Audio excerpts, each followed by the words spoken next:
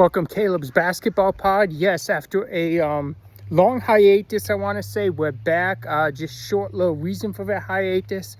Really busy. Didn't feel like I kept up with NBA as much as I usually do, and I want to give you guys the best product here.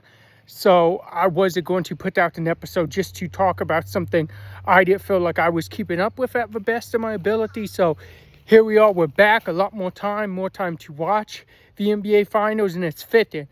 Caleb's Basketball Podcast is back after Game 1 of the NBA Finals. So that went down last night. We had the New York Knicks taking on the San Antonio Spurs. Let's break down a little bit of the game. Very slow offensive game for both teams. Not a good game on San Antonio's side for either Victor Wembanyama or De'Aaron Fox.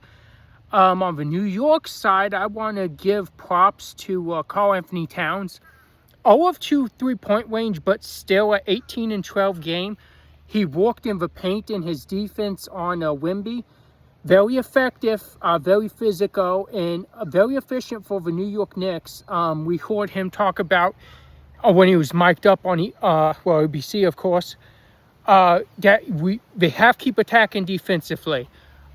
Because the offense will come, but the defense can't slip because that's what's keeping them in the game. And he wasn't wrong. And it wasn't in so many words, but it was pretty much the gist of what he was saying. And that's the difference of an older team and a younger team. We saw on the other side, we saw San Antonio at the end of the game. They did look gassed. They just came off of this Oklahoma City Thunder. They beat the defending champions in a 7-game series, and Oklahoma to finish it, by the way. So they did look gassed. They did look like they were struggling a bit towards the end of the game. The defense wasn't there at all in the finish line, and the offense just wasn't there really for either team most of the game. We did see Jalen Brunson turning on late, which we saw that in the Eastern Conference Finals as well. I don't want to skip this. So I want to talk about a couple things. San Antonio is not the team to really pick on Jalen Brunson, I don't believe. And we saw a little bit of that. We saw a little bit of them try and pick on Brunson with Fox. We also saw, I believe in the second half, when being defended by Brunson, the Spurs were 0 of 7. That means you don't have that matchup. It's not a slight on the guards of San Antonio because they've made it this far. They are playing really good basketball. But none of the guards of San Antonio are that elite. Just in my opinion, offensively, we do see, I'm not saying De'Aaron Fox can't be, but he does look a little banged up, a little bit slower with that ankle injury, of course. And I just don't think that they're the team that needs to concern themselves on picking on Brunson defensively. I think the matchup more for you guys is getting Wembanyama going downhill, because we saw Wembanyama settle for a lot of jumpers last night. He does look a little bit tired. A lot of defense Towns is playing on him, and Towns making him walk inside. A lot of that has a lot of effect on, of course, the stamina and endurance of Victor Wembanyama. So that is efficient, but I think you keep the ball moving, you get Wembanyama going downhill. That's Spurs basketball. They're trying to point out and find Jalen Brunson. That's not going to work with your guards.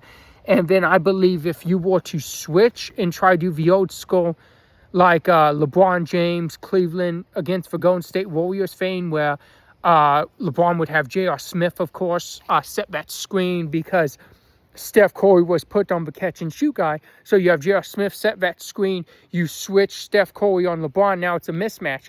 I don't think that would work for the Spurs either, because I think all that would do would be bring two to the ball every play. And that effectively, I believe, would have to get the ball out of Wembanyama's hands and make someone else beat them. And I believe that would work more towards the Knicks' advantage. Now, on the Knicks side of things, I think there's going to be a different game plan for Brunson, of course. De'Aaron Fox, as I mentioned, he does look a little hobbled. He couldn't keep up with Brunson late in that game. When Brunson kind of turned it on and got the burners on, so to speak, and he just put it into full gear, he wasn't there. He wasn't sticking with him. He wasn't really contesting. he wasn't making Brunson take difficult shots. So I believe the defensive game plan on Jalen Brunson, of course, is going to change if you're the Spurs. On the Knicks side, I think that just means you have to get Brunson going a little bit earlier. They're going to have to work on those off-the-ball plays. We saw it a little bit. We didn't see as much against Cleveland, but we saw it against Philly and Atlanta. Those off-the-ball screens where Towns would have the ball up top and he would walk it, and you would see Brunson get a good look there. I believe that's what the Knicks need to do, not put as much pressure on having to create his own shots like we saw last night for Brunson. He did eventually get going, but he at one point did look like he was getting not really gassed, but just beat up a lot. And if you're the Knicks, you're not going to win the series if he does end up getting injured. We saw an injury scare where Landry Shamet pushed Harrison Barnes and he landed down on Brunson's knee. Thankfully, it was nothing serious, but that could have been serious. So if you're the Knicks, in my opinion, you want to keep Brunson healthy. You don't want that. You don't want to put so much pressure on him having to bring up the ball and all of that. Couple other things I see the Knicks bench. Talent-wise, I do believe the Knicks have more talent on that team. I think you need like amazing games from too many people on the Spurs at once. That's not Wembanyama and Fox to have a chance. But then if you look at, well, they didn't shoot well offensively and they were still in the game. So that could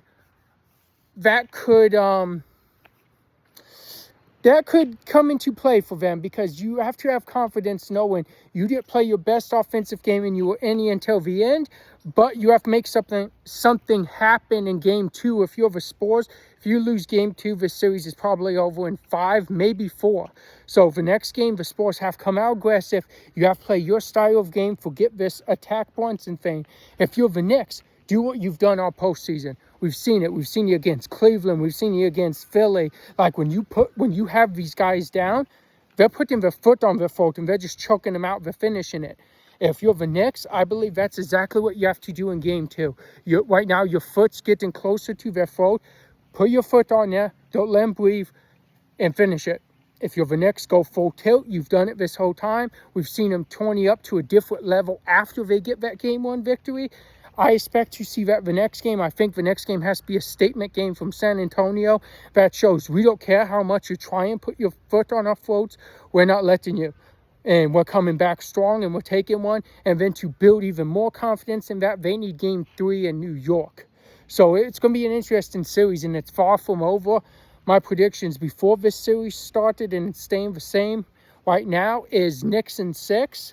And I'm very interested to see what adjustments. I actually give props to Mike Brown, because few of his stints in Cleveland and LA, you never really saw him make the adjustments that he's been making in New York in the game plans. I think he's learned a lot. We know he learned from Popovich, but I think he also learned, and he had the ability to learn from Steve Kerr in Golden State. And I think that's why we're seeing Mike Brown at his best. We also see he's taken some of what he did in Sacramento. And we see that's why the offense for the Knicks is looking different than it did years prior under Tom Thibodeau. So props to him. Props to Mitch Johnson, because he's been an amazing coach for the San Antonio Spurs. And our next Caleb's Basketball pod will be after game 2, which is on Friday. So work on getting one out on Saturday, maybe around noontime. But I will see you then, and I will break down game 2 of the NBA Finals. It'll be interesting to see what adjustments we see from both teams, and just comment below. Let me know what adjustments you guys would make, or adjustments you think we'll see, and are you seeing any of what I broke down and I was seeing in game 1? And yeah, just let me know what you like. And I do think it's going to be a fun series. I thought game 1 was really good. It was an old school physicality, defensive basketball game. And that's fun every once in a while. So I like that game. I like that was suspenseful all the way until the end. And it's going to be great to see who comes out NBA champions of the 2026 NBA season. Thank you guys for watching.